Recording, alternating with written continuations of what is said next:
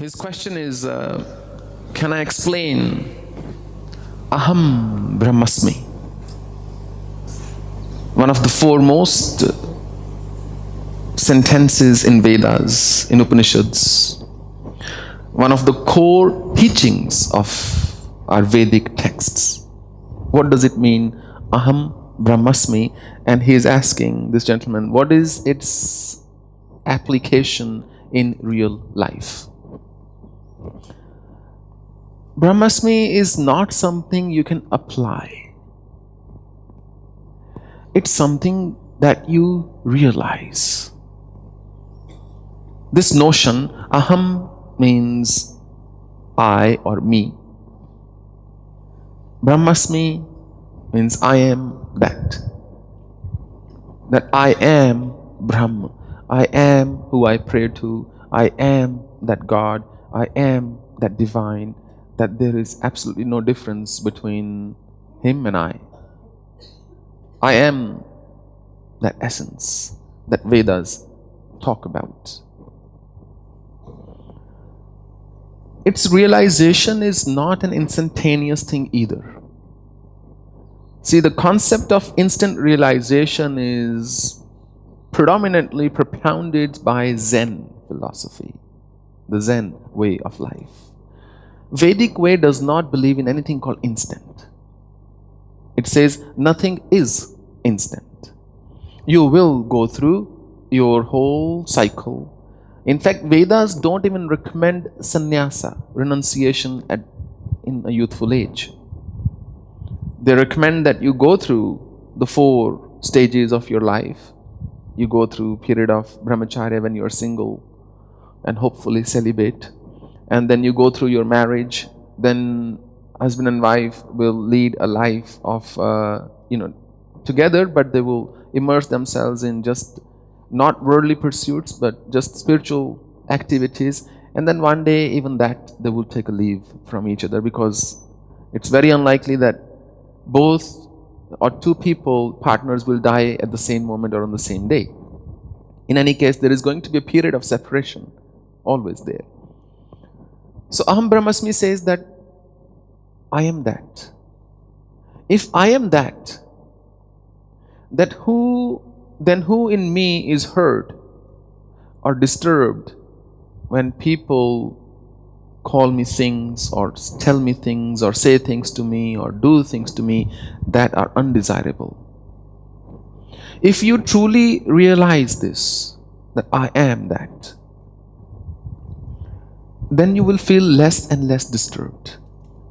But often what happens, this realization only is limited to intellect. Everybody gets it, spiritually or textually speaking, intellectually speaking. Yes, we are that, we are God, we are made up of God. But we know how little it takes to set us off. Somebody just forget talking. Somebody looks at you a certain way and you say, how dare he or how dare she?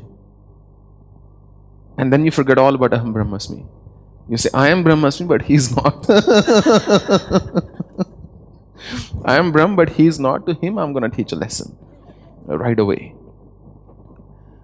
This moment of forgetfulness is at the root of our suffering. Aham Brahmasmi is a way of life so that you are able to see God in everybody and everything, not just based on your convenience, but as a matter of a life principle, goal. And constant reflection on Aham Brahmasmi leads to a certain type of samadhi called Gyan Samadhi. A samadhi you have arrived at out of sheer force of your wisdom and understanding. Raman Maharishi used to be in Gyan Samadhi because he would constantly reflect on, who am I? I am not that. I am not the body. I am not the mind. I am not the soul. I am not a man. I am not a woman. I am not a mother. I am not a father. These are all just labels assigned to me. I play these roles, but I am something beyond this. I'm something more than this. Therefore, I am that.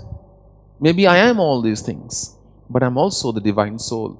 I'm also the mountain in front of me. I am a little plant. I am the dog outside. I am everything. So that realization leads you to greater peace and bliss. There was a time when I was in the Himalayan woods that sometimes I would step out. My rotation of 10 hours, stretch of 10 hours or 7 hours would shift because I wanted to train my mind for that intense samadhi at all times of the day.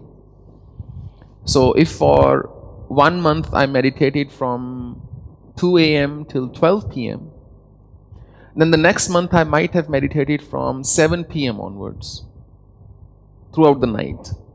And I might step out at 12 p.m. or 11 a.m. Sometimes I would step out. Those were the days of extreme, intense meditation. And I would see this giant mountain in front of me. And I would start to look at that mountain, and within a few seconds it would happen that the mountain would start to disappear for me. And it was just a magnificent thing. I can't really put more words around it. The mountain would disappear. I would feel I'm moving. I would be standing perfectly on the ground, but I would feel I'm moving, and the mountain is moving towards me, and it's just merging in me. And then another layer of mountains, like a basin it was, is also merging in me. Another mountain after that is just coming, and then get too much because everything is merging in you. And then I would shift my gaze and I would turn around, or I would try to go back to my hut, which would then become a bit of a challenge because now the ground is merging in you, the grass is merging in you, the trees are merging in you. That was my first real encounter of Aham Brahmasmi, not as a concept, but as something very tangible that my mind could understand, my heart could feel, my body could experience, and my breath could intake. That we truly are not just that, we are just that. That truly there is this extraordinary oneness that operates in this world, and without that oneness nothing would exist. There was this farmer, he used to have large cornfield. This farmer used to sow corn seeds, but he also had this tradition of distributing seeds to his neighboring farmers free of cost.